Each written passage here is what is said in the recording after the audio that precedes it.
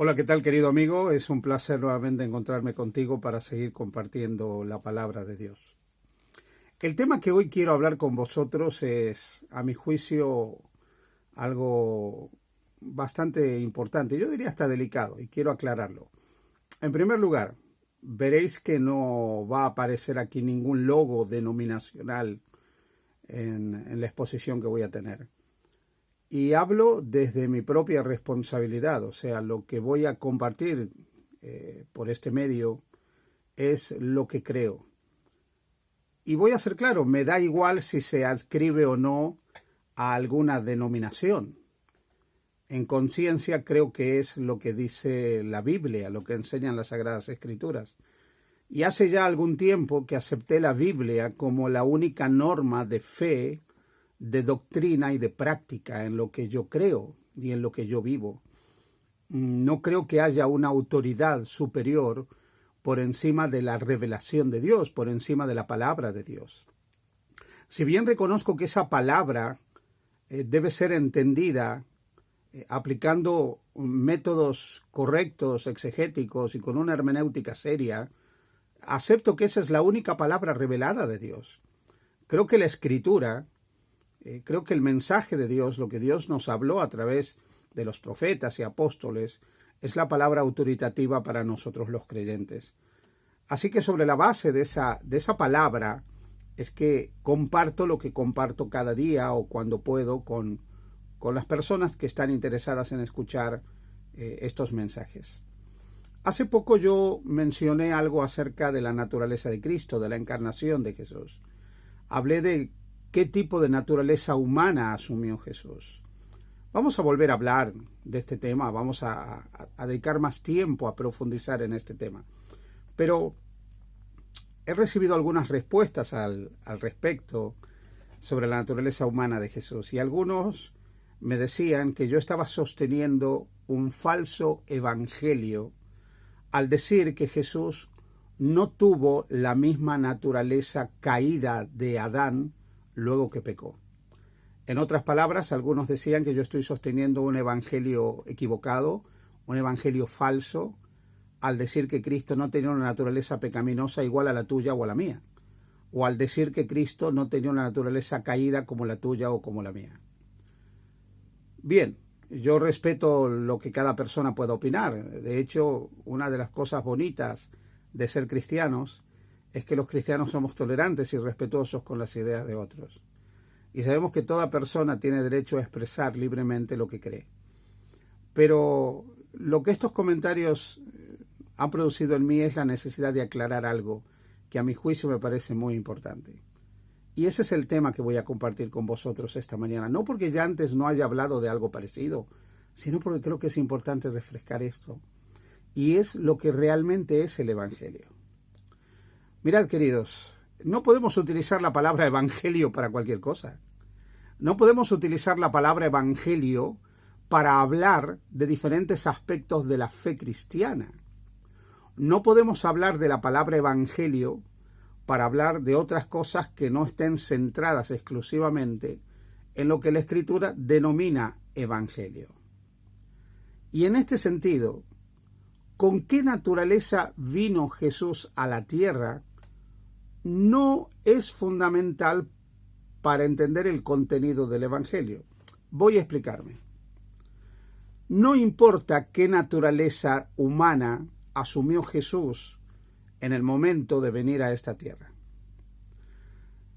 Algunos sostienen la posición prelapsaria, que es parecida a la que yo sostengo, que es que tomó la naturaleza de Adán antes de la caída.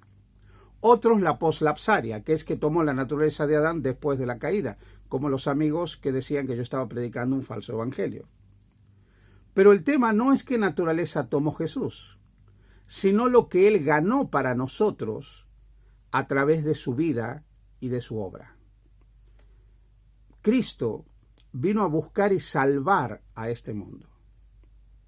Si nosotros vamos a la carta a los Romanos, en el capítulo 1, vemos cómo se va describiendo el Evangelio. Pablo, siervo de Jesucristo, llamado a ser apóstol, apartado para el Evangelio de Dios, que él había prometido antes por sus profetas en las Santas Escrituras.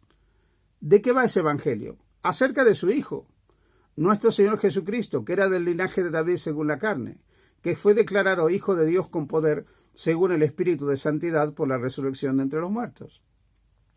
¿Cuál es el evangelio entonces según el pensamiento de Pablo? El evangelio está centrado en el Hijo de Dios. Ese Hijo que se hizo carne por nosotros. Que se hizo carne. Que fue declarado Hijo de Dios con poder según el Espíritu de Santidad. Y que resucitó de entre los muertos. Ese es el evangelio. Cristo que toma la naturaleza humana, que es totalmente hombre, enteramente hombre, verdaderamente hombre. No fue una ilusión la humanidad de Jesús. Fue completamente humano. Como Adán era completamente humano. Y en la condición humana se entregó completamente a la voluntad del Padre, haciéndose obediente hasta la muerte y muerte de cruz, como dice Filipenses capítulo 2. El problema en la comprensión del evangelio radica en lo siguiente. Algunos creen que es necesario que Cristo haya tenido una naturaleza pecaminosa igual a las nuestras, porque entienden que si el ser humano no es impecable, no se salva. Así de claro. Los que creen que Jesús necesitaba una naturaleza pecaminosa igual a la nuestra, es porque creen que ellos, a semejanza de Jesús, tienen que desarrollar una obediencia impecable a la voluntad del Padre para salvarse. En el fondo, lo que estas personas creen es en una salvación por obras. Da igual que diga que creen en Jesús. Toman a Jesús como modelo de obediencia, porque en el fondo, o no en el fondo, creen que la salvación es por la obediencia. Muy bien, lo voy a decir con todas las letras que lo puedo decir. Jesús me salva por lo que Él ha hecho. Nada de lo que yo haga me va a salvar. Yo puedo ser aún impecable, pero no me salvo por mi impecabilidad. Yo puedo ser obediente en todo, o decir como Pablo, que en cuanto a la justicia de la ley era irreprensible, pero eso no me salva. Lo que me salva es que Dios tomó la naturaleza humana, verdaderamente hombre, siendo verdaderamente Dios. Y en esa naturaleza humana vivió una vida de perfecta lealtad a la voluntad del Padre, como la que Adán podría haber tenido y no tuvo. Y en esa perfecta obediencia a la voluntad del Padre, vivió en esta tierra y entregó esa vida como ofrenda para salvarnos a cada uno de nosotros. Su obediencia, como dice Romanos capítulo 5, versículo 19, es la que nos salva. San Pablo también, cuando describe el Evangelio en la primera carta a los Corintios, capítulo 15, versículos 3 y 4, dice: porque primeramente os he enseñado lo que asimismo recibí, que Cristo murió por nuestros pecados conforme a las Escrituras, y que fue sepultado y que resucitó al tercer día conforme a las Escrituras. Aquí nuevamente se está describiendo el Evangelio, queridos amigos.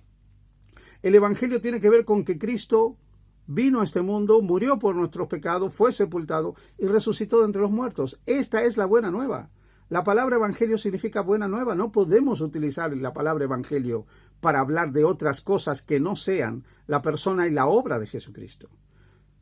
No podemos utilizar la palabra evangelio para hablar de detalles teológicos. La palabra evangelio se utiliza para hablar de que Dios tomó la naturaleza humana y en la naturaleza humana vino a salvar a la humanidad. Jesús fue verdaderamente hombre, enteramente hombre, pero era Dios, y ese Dios hecho hombre vino a salvarnos a cada uno de nosotros. Y el Evangelio es la buena noticia de que Dios entró en la historia, como dice este texto, ¿sí?, que acabamos de leer. Dios entró en la historia de la humanidad para morir por nuestros pecados, pero para resucitar también por nosotros. Cuando Cristo estuvo en la tierra, dijo que el Evangelio no era una teoría, no era algo, era alguien. Cuando Él se presenta en la casa de Zaqueo, lo cual conmueve el corazón de Zaqueo y lo lleva a convertirse. Lucas capítulo 19, versículos 9 y 10 dice: Jesús le dijo: hoy ha venido la salvación a esta casa, por cuanto Él también es hijo de Abraham, porque el Hijo del Hombre vino a buscar y a salvar lo que se había perdido. Ahí está el Evangelio es Jesús.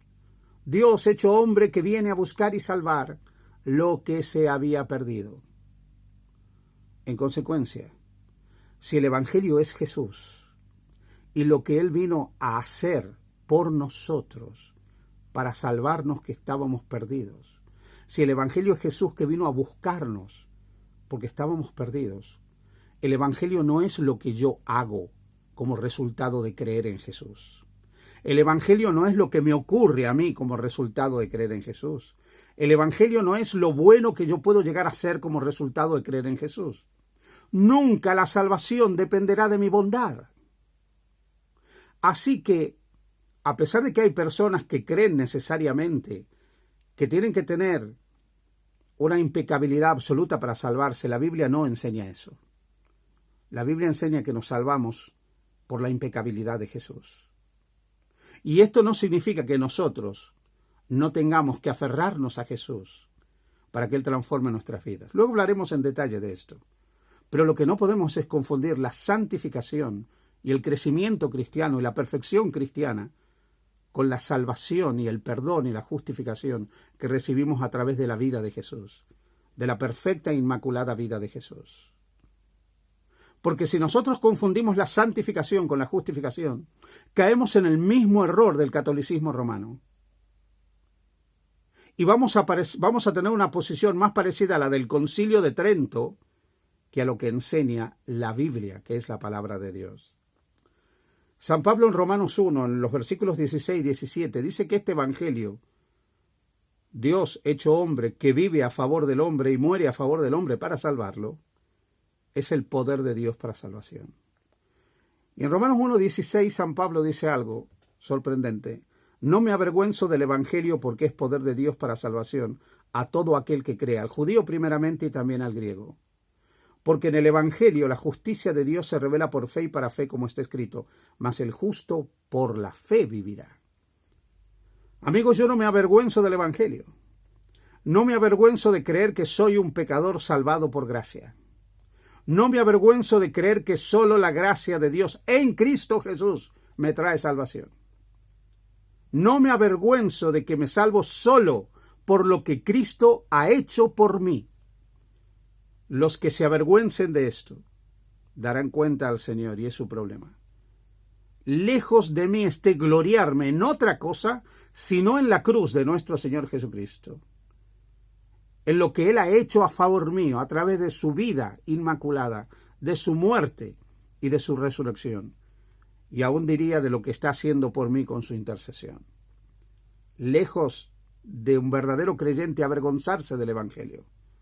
En el Evangelio se revela la justicia de Dios, la forma en que Dios salva. La justicia son los actos salvadores de Dios en Cristo y se reciben por fe. El justo por la fe vivirá, por la fe, por esa fe que confía en lo que Dios en Cristo ha hecho por él.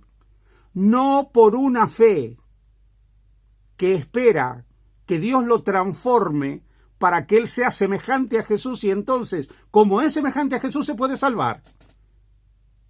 Perdonadme, pero eso no enseña la Biblia.